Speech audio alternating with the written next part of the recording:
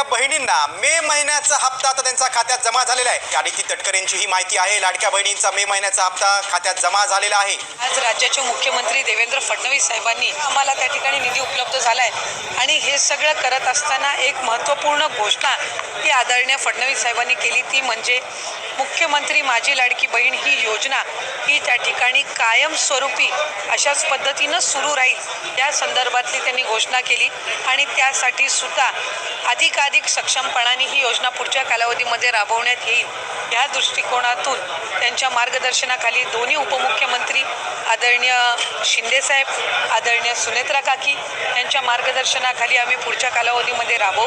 याआधीसुद्धा अनेकदा या संदर्भातला उल्लेख झालेला आहे की 2100च्या बाबतचा जो योग्य वेळी निर्णय आहे तो हे महायुतीचं सरकार घेईल, पण मला आपल्या माध्यमातून सुद्धा सांगायचं आहे की 1500चा लाभ हा लाडक्या बहिणींसाठी अशाच पद्धतीनं सुरू ठेवण्याच्या दृष्टिकोनातून विभाग म्हणून आम्ही त्या ठिकाणी काम करत आहोत। या व्यतिरिक्त आत्तापर्यंत एकल महिलांचा सर्वे हा कधी करण्यात आलेला नव्हता, तो पहिल्यांदाच त्या ठिकाणी करण्यात येत आहे आणि एकल महिलांच्या दृष्टिकोनातून एक चांगलं धोरण हे महायुती सरकारच्या माध्यमातून पुढच्या कालावधीमध्ये येणार आहे।